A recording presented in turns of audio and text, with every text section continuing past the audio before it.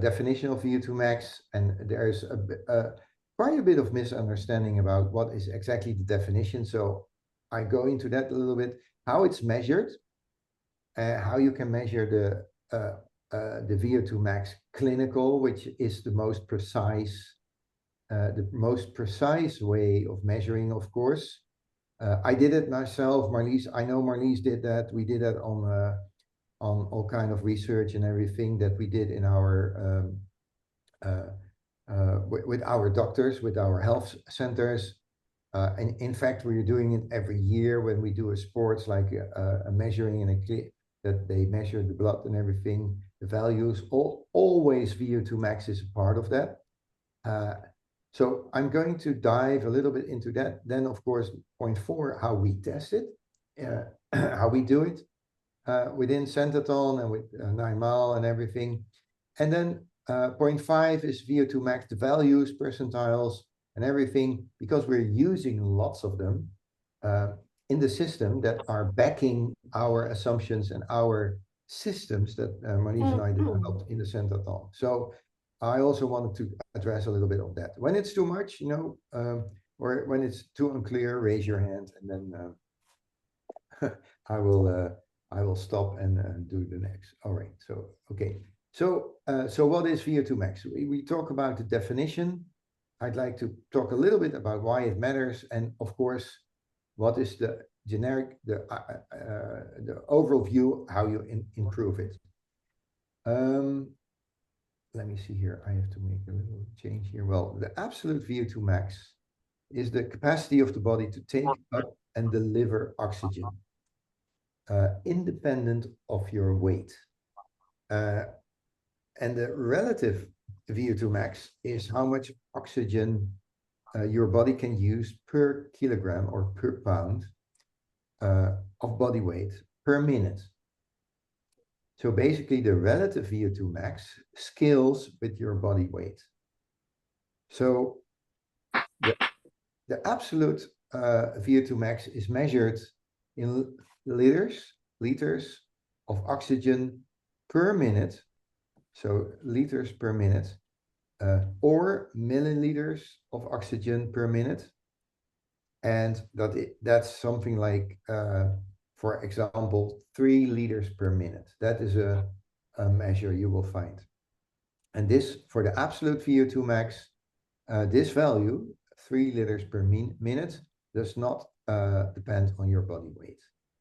And with the relative VO2 max, and that is the one we most use, is the absolute value divided by your body weight in kilos.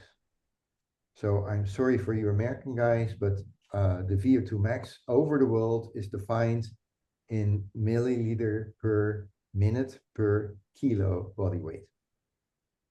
And that's the common way of looking at VO2 max and comparing it with different people. So a little more, if your weight changes, but your absolute VO2 max remains the same, then your relative VO2 max will be better. So will improve, which means, for instance, for climbers and people who want to really increase their power to weight ratio, if you keep your VO2 max and you lose a bit of weight, of course, then you get better, because then you get a better value. I have some calculation examples here, but I don't think I'm going to show it. Yes, please. Just a question. VO2 stands for? Yeah, that is the volume of oxygen. Volume of oxygen. Okay. Yes, that's the volume of oxygen in your blood. So basically, the number is always in liters or milliliters. What you can intake per minute per kilogram of body weight. So if you have a VO2 max of, let's say, 50, it means per minute your body can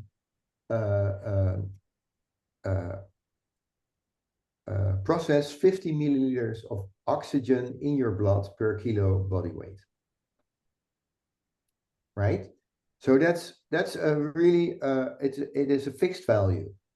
It is a really fixed value, and you can change it in two ways by improving your ability to process oxygen and to lose a bit of weight, because then your value gets better, because then your the measure changes. All right. So why it matters is, well, a short answer is higher VO2 max is generally, by lots of research, linked to better life quality and to a longer, healthier life. And that is quite a bold statement. So the marker of overall cardiovascular and cardiorespiratory fitness, and for your metabolic fitness. All the medical institutes, all sports centers, professional sports teams and everything, they all use VO2 max as a marker for cardiovascular, cardiorespiratory, which is the heart and lungs and everything, and the metabolic fitness. And then, let me check it here, strong indicator. Yeah, basically it shows how efficiently your heart and your lungs and your blood vessels, I'm reading this here, and the muscles work together to use oxygen during activity. So basically it is an efficiency test of how your body works. And a higher VO2 max usually means your body can perform daily activities and sports activities with less fatigue and recover faster. Well then, VO2 max, the second one, is a strong predictor of all-cause mortality and cardiovascular mortality. And if someone, I know you guys read Peter Tia, Dr. Rhonda Patrick, all these doctors, they are basing their, basically what they say on research that indicates this. And it's really in many studies, people with higher VO2 max have lower risk of death from heart disease and even other causes, which is again quite bold. The association often remains after adjusting for age and sex and blood pressure, cholesterol and body size, suggesting VO2 max captures meaningful health reserves. So what it says is that even after adjusting for, let's say, high blood pressure or maybe cholesterol, when your VO2 max levels are good, they work positively for overall health reserves. Let me see. Yeah, VO2 max maintains an independence and a functional capacity as you age. So VO2 max is a key determinant of how well you can perform heavy activities and recover from illnesses and setbacks.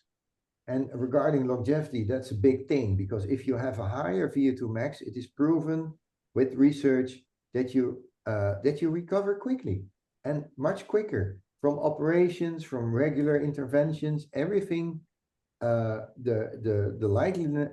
likeliness of recovering fully and quickly is higher when you have a good VO2 max. And then, Marlies and I stressed already hip fractures as a main mortality cause in the US. So think about that. So if you have a high VO2 max, it increases your chances of recovering from hip fractures, which is in older people, like in their 80s and 90s, a big mortality risk. Number 4, VO2 max links to metabolic health and chronic disease risks. So a higher VO2 max tends to accompany better insulin sensitivity, healthier blood pressure, and favorable fat profiles. You know, remember the discussions we had with the seed oils and inflammation. So inflammation and a high VO2 max are linked. With a higher VO2 max, there's fewer and less risk on inflammation caused by these bad seed oils, for example. So regular aerobic training that improves VO2 max also reduces risk factors for type 2 diabetes, metabolic syndrome, and obesity. And then in general, of course, the final thing is quality of life and daily function. Well, needless to say that VO2 max, as you get older, for daily functioning is a very good thing. All right. Now let's quickly talk about how to improve VO2 max. Well, in general, it is regular aerobic exercise. And that is, of course, why you hear all these health organizations say you have to walk, count your steps, trying to get people move. And for us, already being sports people, it's regular aerobic exercise, which means walking, cycling, running, etc. But it also increases through progressive overload, which means progressive overload means gradually increasing intensity or duration, which means running longer or doing interval type of trainings to challenge the cardiovascular system, which is basically done with interval training and, of course, MHR running, what we can extend to the full 9 miles or running a half marathon, a full marathon, doing watts. So the whole WOT program Marlies and I developed hit high intensity training, the SEAL trainings that George is doing. They all have a very, very positive effect on your VO2 max. Increasing is important that you can measure your progress. So track changes in your VO2 max. I'm going to talk a little bit about that later because already the cheapest running watch also gives you an indication for your VO2 max based on a algorithm that, for instance, Garmin is using. Point 4, you can use markers like feeling your own improved endurance. Markers like the Sentinel test Marlies and I developed. Markers like that you feel your resting heart rate is reduced, or your heart rate during your sleep is reduced. Or a great marker is that I just had this call with Marcella this week, that she says, hey, all the strength trainings is going better. It feel like, hey, it's getting lighter for some reason. It's not that I can care and I can push 5 pounds more, but the whole feeling is different. And that's the same applies to daily activities, like what you do the whole day, Brian, the heavy work in and around the house, and I know Marcella in the gardening and all the kind of daily activities, they start feeling a bit lighter, and that's a good indicator for your improved VO2 max. How is it measured? Well, I'm going to explain you quickly how that's done in a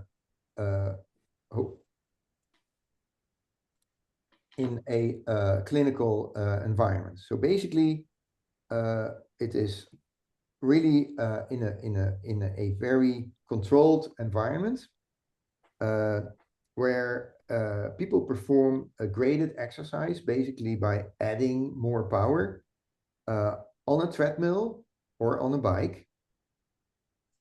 And the key idea is to quantify the maximum rate at which the body can consume oxygen and produce carbon dioxide, which is measured with that system that you put over your mouth during an increasing work rate.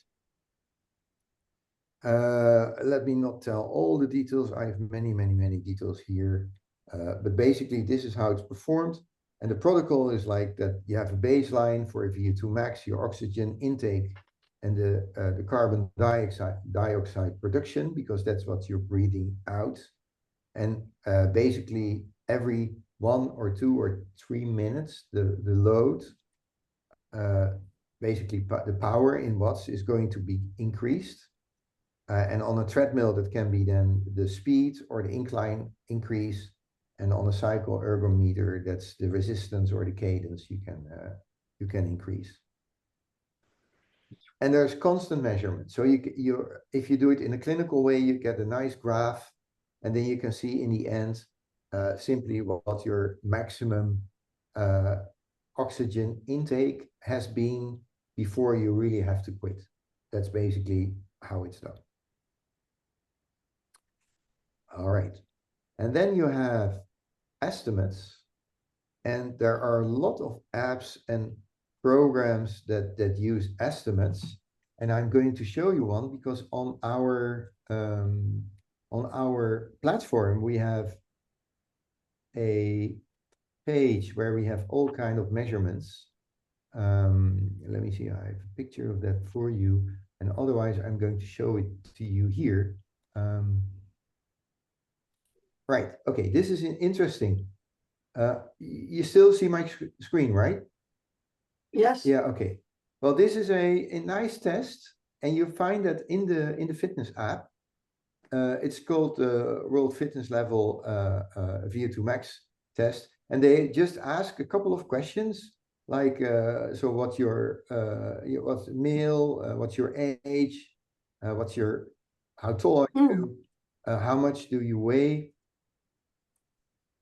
what's your maximum heart rate, filled in everything, what is your kind of exercise. You know, this is a nice app that estimates your VO2 max.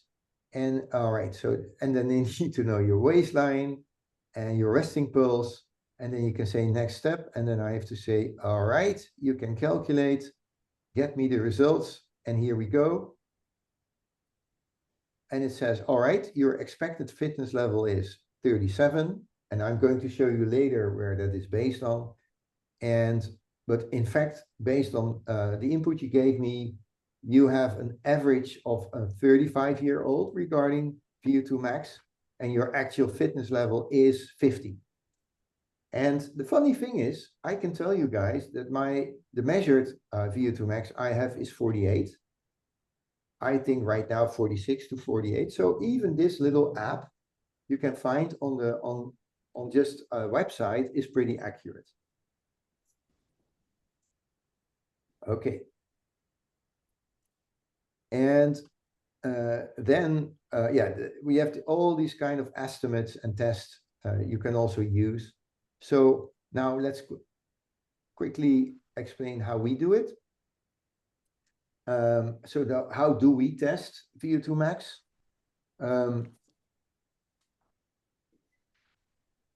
Your first indicator is the Garmin watch, which is still quite good.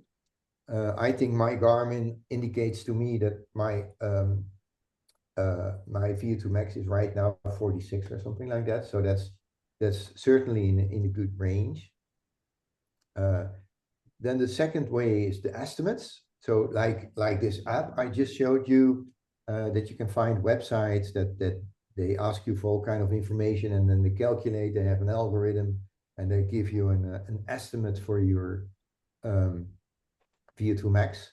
And of course, how Marlies and I test is also, yearly at the health center.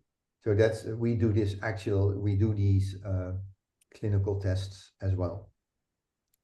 And then how we test in the Centeton program, we developed a system with the 1 mile running, which is 4 laps around the track. And then the time you run is a clear indicator for the VO2 max you have. Then we interpret the results against research data. And I'm going to show you a little bit how Marlies and I set that up based on research data. And of course, also our system, the Centeton system that you find with the 1 mile running test, is an estimate. Basically, the only real test is the clinical test where you actually measure the amount of oxygen and as a fixed number. All right, let's have a little look at the numbers. Here I showed you the page, which is the in your running fitness platform in basic tutorials under introduction.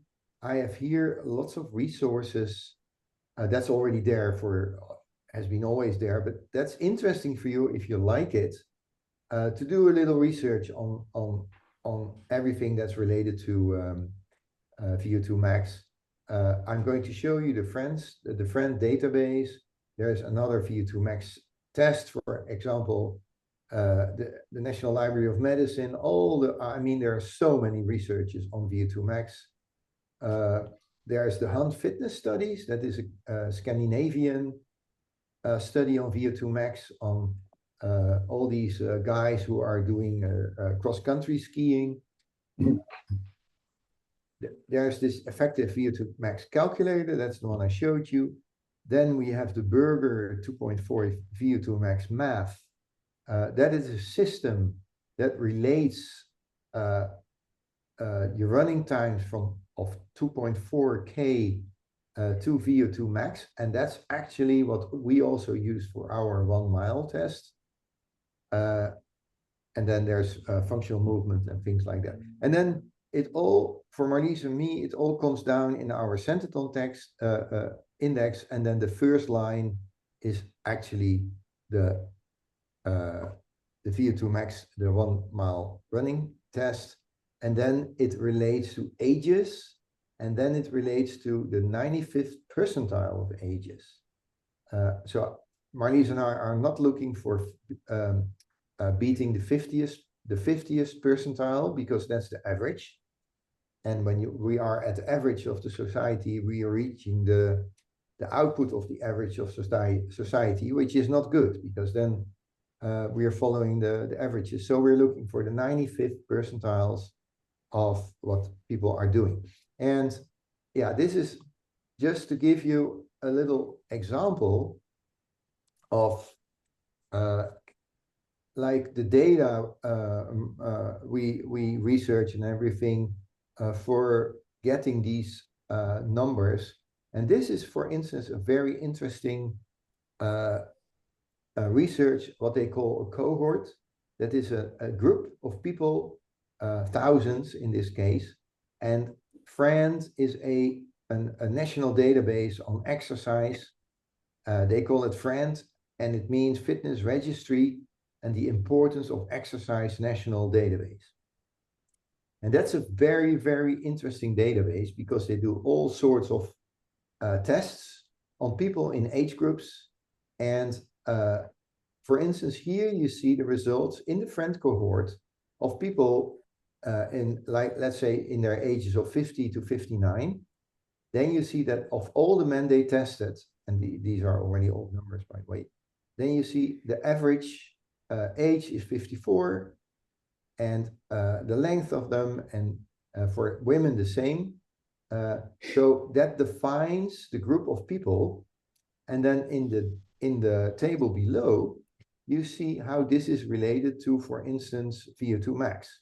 So what you see here is that the people in the FRAND database, which is called the FRAND cohort in science, then in the 50 to 59 age group, the average VO2 max, which is here you see the unit that we discussed already, is 33.8.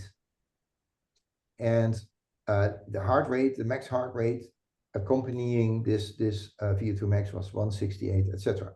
For women, sorry, it is 24.2. So these are the averages, so basically the 50th percentiles of people in the FRAND cohort database, which is a national database. And then the final one I'm going to show you is this one. This is how, based on the ages, the percentiles of VO2 maxes are split over the people. So here we have the same. In the men from the friend cohort, in the 50 to 59 years old category, the 50th percentile is this, what we just mentioned, 32.6 for the VO2 max. But now here it gets interesting, because we, and I know people like George, and you know, we all want to be on the highest percentages or percentiles of the community. So here you see that in your 60s, you are already on, according to the friend cohort, you are in this 95th percentile when your VO2 max is 43. So that would mean for me that I am probably in the 97th or 98th percentile of society with my VO2 max of 46, 48, somewhere likely right there. So that's pretty high in society. And that's also here, what you see here with the women from the friend cohort. Women have overall lower VO2 maxes, but here you can see exactly like for Marlies 50 to 59 age category, the 95th percentile is 35.9, which means that Marlies with her, I think Marlies, you are now 48 52. 52, that's crazy. Oops. 52 means you're almost 99 point something percentile. And that explains why you always finish in endurance activities. It simply explains that. Of course, the muscle and everything, all the things related to it. But this explains, because you're in this highest of the highest percentile, that means that when you have around yourself like 2,000 ladies standing at the start line, just based on these numbers, you know that they are not having these numbers. And of course, top sports people are in their, in their 20s and in their 30s. Men from the friends database, the cohort, you see already the 95th percentile is 66 in your 20 to 29th age group. But that means that all the guys like the top male cyclists who are doing the Tour de France, they are way in their 70s, and I mean there are even people having 80 in their 80s VO2 maxes, and that explains why they can climb so fast and why they can go, race up on those mountains so ridiculously fast. All right, so that's a little introduction about the statistics, about the science, about the research on VO2 max. But the main thing is, please, if you want to ask something, I can again call up these numbers and everything. But main important thing for you is that what we do in our program, in the Centrathon program, in an Ironman marathon running program, is of course we want you to improve, on running and everything. And but the main thing is to really substantially improve your VO2 max, make you healthier, and therefore increase your chances on living a long and I mean basically a healthy, energetic life. And I know of all of you guys, we all have the same wish. Brian and I talked this afternoon, and we all want to for Brian like keep on trail running where he lives, and being able to work around the house and do heavy stuff until we're in our 80s and 90s. Marlies' parents, they live on a farm, and they have lots of farm space and everything with trees and everything. And they're both 80 and they're still maintaining everything themselves. And that's basically, I think they will have like also crazy VO2 maxes compared with the percentiles you see here. So that's basically